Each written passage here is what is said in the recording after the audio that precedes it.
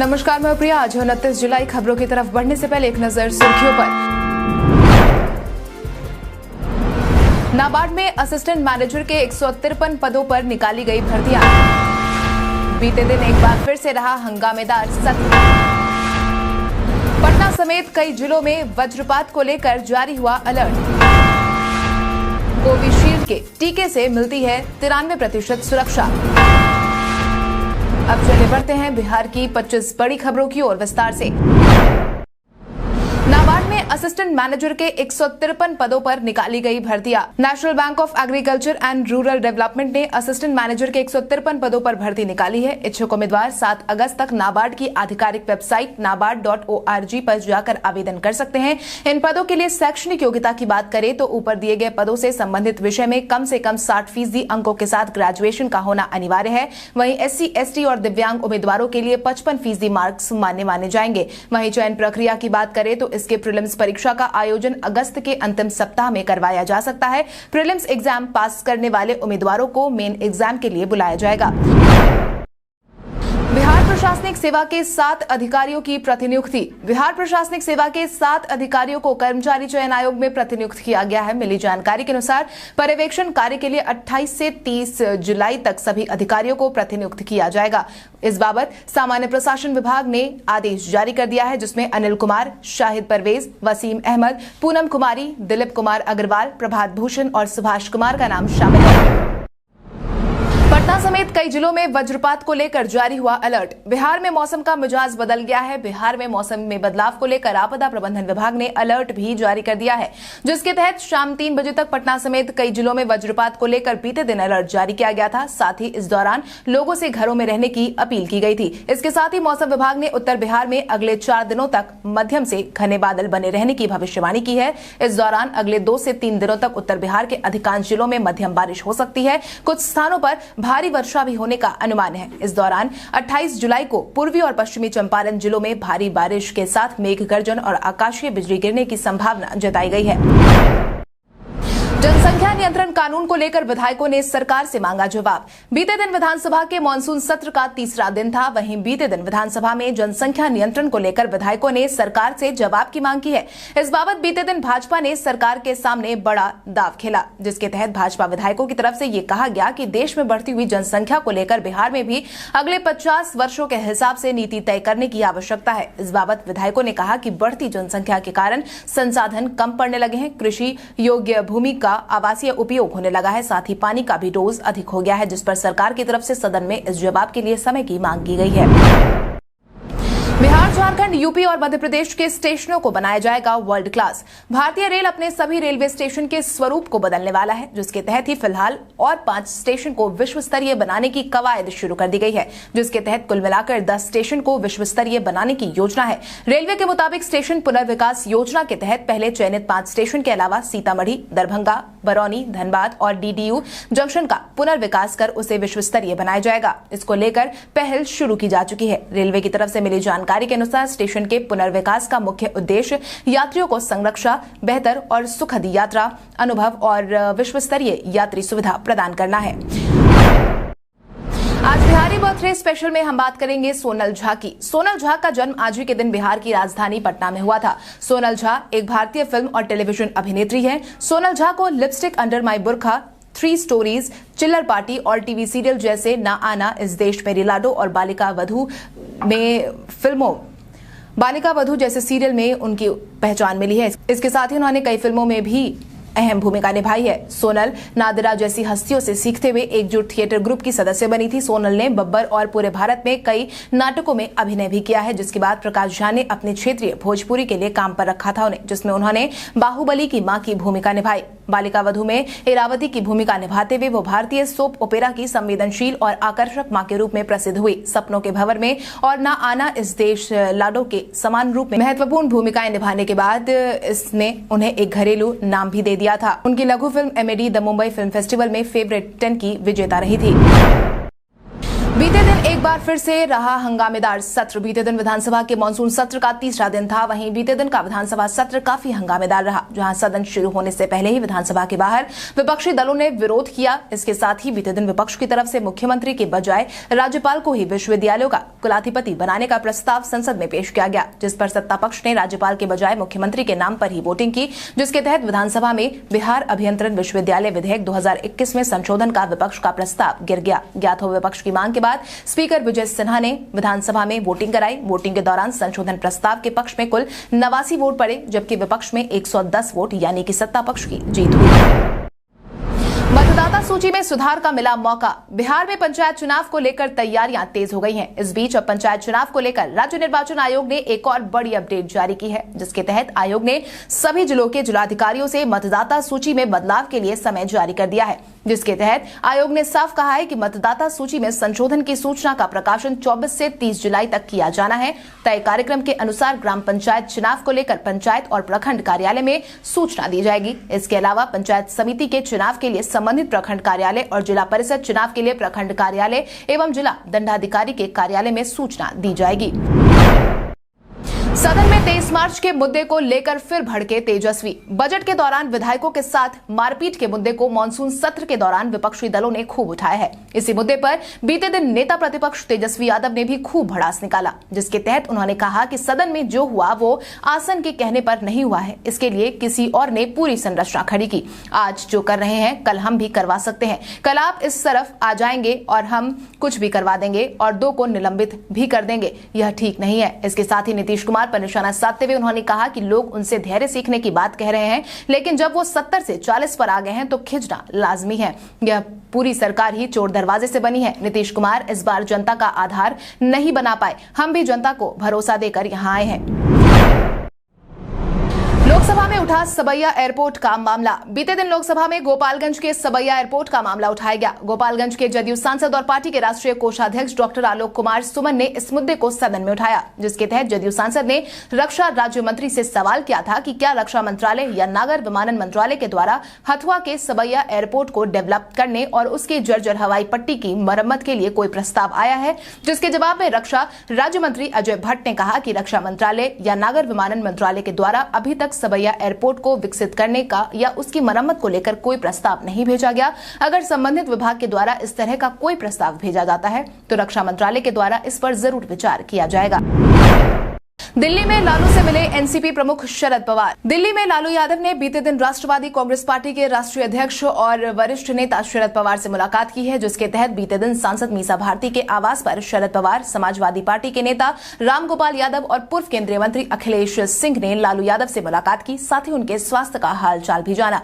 वहीं इस दौरान देश की राजनीति पर भी चर्चा हुई। बताया जा रहा है कि नेताओं के बीच घंटों बातें हुई हैं। इस दौरान देश की वर्तमान राजनीतिक परिदृश्य और संसद के वर्तमान मानसून सत्र के महत्वपूर्ण विषयों पर चर्चा की गई, जिसके बाद से ही इनके मुलाकात की तस्वीर सोशल मीडिया पर तेजी से वायरल हो रही है। ट्विटर पर ट्रेंड करने लगा आईएएस रंजीत कमबैक। प्राथमिक शिक्षा निदेशक और माध्यमिक शिक्षा निदेशक डॉक्टर रंजीत कुमार सिंह के तबादले के बाद मामला गंभीर होता जा रहा है। बिहार में शिक्षक नियोजन प्रक्रिया के बीच यह फैसला चर्चा का विषय बन गया है। बिहार के साथ साथ प्राथमिक शिक्षा निदेशक डॉक्टर रंजीत कुमार सिंह भी अब ट्विटर पर #WeWantRanjitKumar IAS बैक बीते दिन ट्रेंड करने लगा था, क्योंकि अभ्यर्थी उन्हें अब वापस लाने की मांग करने लगे हैं। आपको बता दें, अभी कुछ ही दिनों पहले शिक्षक नियोजन प्रक्रिया के तहत काउंसलिंग का पहला चरण पूरा हुआ है। दूसरा चरण अब अगस्त महीने में है, लेकिन इसके पहले ही शिक्षा विभाग के प्राथमिक शिक्षा निदेशक डॉक्टर रंजीत कुमार सिंह के तबादले से अभ्यर्थी भड़क गए हैं। अभ्यर्थियों का कहना है कि आखिर क्यों नियोजन प्रक्रिया के बीचों बीच एक ऐसे अधिकारी का तबादला कर दिया गया है जो ईमानदार तरीके से अभ्यर्थियों की काउंसलिंग की प्रक्रिया को पूरा करवा रहे थे। कोरोना में मीडिया की भूमिका को पटना हाईकोर्ट ने बताया अहम।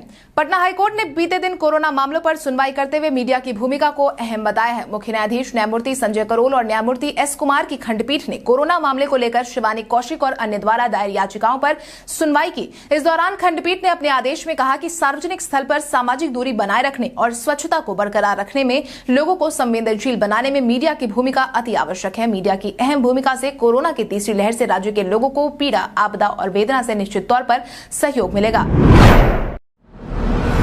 भाजपा नेता संबित पात्रा ने राजद में पुत्र मोह होने की कही बात। बिहार की राजनीति में यादव ब्रदर्स की चर्चा लगातार होती रहती है। वहीं अब राजद प्रमुख लालू यादव, तेजस्वी और तेज प्रताप यादव को लेकर भाजपा के प्रवक्ता संबित पात्रा ने अपना बयान जारी किया है, जिसके तहत उन्होंने पार्टी प्रमुख पर पुत्र मोह का आरोप लगाया।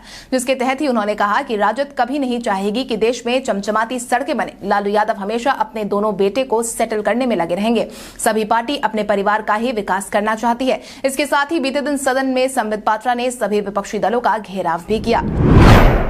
कोविशील्ड के टीके से मिलती है 93% सुरक्षा। केंद्र सरकार ने बीते दिन सशस्त्र सेना चिकित्सा महाविद्यालय यानी कि AFMC के स्टडी के आधार पर कोविशील्ड वैक्सीन को लेकर अपना बयान जारी किया है, जिसके तहत केंद्र सरकार ने स्टडी के अनुसार कोरोना के टीके को 93% सुरक्षित बताया है और इस वैक्सीन को लगाने वालों की जान गंवाने की क्षमता को 98% तक कम बताया है। इतना ही नहीं, केंद्र सरकार ने लोगों से वैक्सीन लगवाने की खास अपील की है। वहीं इस बाबत नीति आयोग के सदस्य डॉक्टर पॉल ने कहा कि जिन लोगों ने कोविशील्ड का टीका लगवाया था उनमें कोरोना की दूसरी लहर के दौरान 93% सुरक्षा देखी गई। साथ ही मृत्यु दर में भी 98% की कमी देखी गई है। साथ ही उन्होंने ये भी कहा कि कोरोना वैक्सीन लगवाने से संक्रमण कम होता है, लेकिन यह पूर्ण गारंटी नहीं है। बिहार शिक्षक नियोजन के दूसरे राउंड की काउंसलिंग की तारीख जारी। शिक्षक नियोजन के दूसरे राउंड का इंतजार कर रहे अभ्यर्थियों के लिए अहम सूचना। शिक्षा विभाग ने आज ही शिक्षक नियोजन के दूसरे राउंड के काउंसलिंग की तारीख जारी कर दी है। शिक्षा विभाग की तरफ से साझा की गई जानकारी के अनुसार 2 अगस्त से नगर निकाय, 4 अगस्त से प्रखंड नियोजन इकाई और 9 अगस्त से पंचायत नियोजन इकाई की काउंसलिंग की जाएगी। आपको बता दें, शिक्षा विभाग की तरफ से जारी की गई यह तारीख बिहार पंचायत प्रारंभिक शिक्षक और बिहार नगर प्रारंभिक शिक्षक की काउंसलिंग के लिए है, जो कि 2 अगस्त से शुरू होने वाली है। आंधी बारिश के चलते हुए फसल नुकसान को लेकर नीतीश सरकार ने किया ऐलान। बीते दिन विधानसभा के मानसून सत्र के दौरान फसल नुकसान को लेकर किसानों के लिए बिहार सरकार ने अहम ऐलान किया है। इस बाबत कृषि मंत्री अमरेंद्र प्रताप सिंह ने बीते दिन कहा कि अत्यधिक बारिश के कारण हुए फसल नुकसान की रिपोर्ट जिलों से फिर मांगी जाएगी, जिसके बाद रिपोर्ट के आधार पर आपदा प्रबंधन के मानकों के अनुसार किसानों को हर संभव सहायता दी जाएगी। इस दौरान मंत्री ने कहा कि जून में 167.7 मिलीमीटर के मुकाबले 354.3 मिलीमीटर बारिश हुई है, जिसके कारण कई जिलों के किसानों को नुकसान हुआ है। वहीं किसानों को मुफ्त बीज देने की योजना भी बनाई जा रही है। बैंक डूबने पर 90 दिनों में मिल जाएगी 5 लाख रुपए की जमा राशि। बीते दिन केंद्रीय वित्त मंत्री निर्मला सीतारमण ने प्रेस वार्ता की। इस दौरान केंद्रीय सूचना और प्रसारण मंत्री अनुराग ठाकुर भी संवाददाता सम्मेलन में शामिल रहे। इस दौरान वित्त मंत्री ने deposit insurance and credit guarantee corporation act संशोधन बिल को मंजूरी दे दी है। इसके जरिए बंद हो चुके बैंकों के ग्राहकों को बड़ी राहत मिलेगी, क्योंकि अब बैंक के डूबने की स्थिति पर जमाकर्ताओं को 90 दिनों के अंदर ही 5 लाख रुपए मिल जाएंगे, जिसके बाद जमाकर्ताओं को बड़ी राहत मिली है, क्योंकि हाल ही में yes bank, Lakshmi Vilas bank सहित कई बैंक दिवालिया हो गए थे। ऐसे में अगर अब आगे कोई भी बैंक इस परिस्थिति में आते हैं तो उनके ग्राहकों को 5 लाख तक की राशि मुहैया करवाई जाएगी।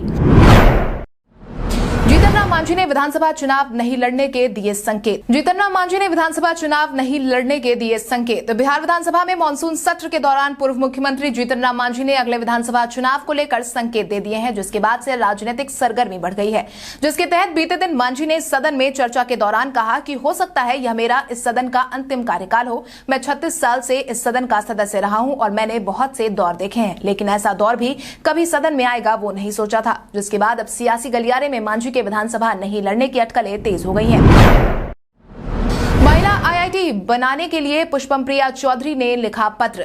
हाल ही में खुद को मुख्यमंत्री उम्मीदवार बता चुकी पुष्पम प्रिया चौधरी ने WIT का दौरा किया था। इस दौरे के साथ ही उन्होंने दरभंगा को उसके मूल स्वरूप में बनाए रखने के लिए संघर्ष करने और बिहार के मुख्यमंत्री नीतीश कुमार को इस बाबत पत्र जारी करने के वादे को पूरा किया है। साथ ही उन्होंने WIT यानी कि विमेन इंस्टीट्यूट ऑफ टेक्नोलॉजी में दौरे के दौरान संस्थान के निदेशक UK दास और छात्रों से मुलाकात करके संस्थान की समस्याओं के बारे में विस्तार से चर्चा भी की। उन्होंने सभी को आश्वासन दिया है कि मैं और मेरी पार्टी इसके मूल स्वरूप में बदलाव किसी कीमत पर नहीं होने देगी। इस संस्थान से किसी भी हाल में महिला शब्द को विलोपित नहीं होने दिया जाएगा। मुकेश सहनी ने दी खुली चुनौती। वीआईपी प्रमुख मुकेश सहनी इन दिनों काफी नाराज चल रहे हैं। हालांकि उन्होंने पहले तो बगावती रवैया अपनाया था, लेकिन बाद में वो नरम पड़ते दिखाई दिए। इसी बीच अब बीते दिन उन्होंने एक बार फिर से पार्टी में सेंध लगाने की कोशिश करने वालों को खुली चुनौती दी है, जिसके तहत मीडिया हाउस से बातचीत के दौरान साफ कहा है कि कुछ मुद्दों को लेकर एनडीए में गतिरोध है, लेकिन सब कुछ ठीक ठाक हो जाएगा। मेरे विधायक पूरी तरह एकजुट है। कुछ लोग पार्टी को तोड़ने की कोशिश कर रहे हैं, लेकिन वो अपने मंसूबे में कामयाब नहीं होने वाले हैं। अगर किसी ने हिम्मत की तो वो मेरी पार्टी पार्टी को तोड़कर दिखाए। जो लोग पर्दे के पीछे से पार्टी को तोड़ने का काम कर रहे हैं वो लोग याद रखें कि हम उन पर्दों को ही लपटों के हवाले कर देंगे।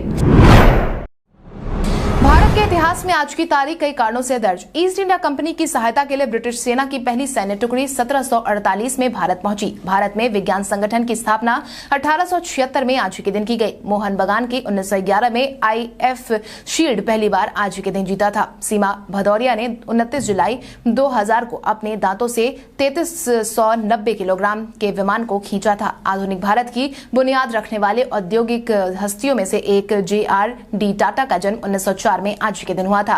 भारतीय सिनेमा के सुप्रसिद्ध हास्य अभिनेता जॉनी वॉकर का निधन 2003 में आज के दिन हुआ था। जयपुर की महारानी गायत्री देवी का निधन 2009 में आज के दिन हुआ था। आज के दिन को विश्व बाघ दिवस के रूप में भी मनाया जाता है।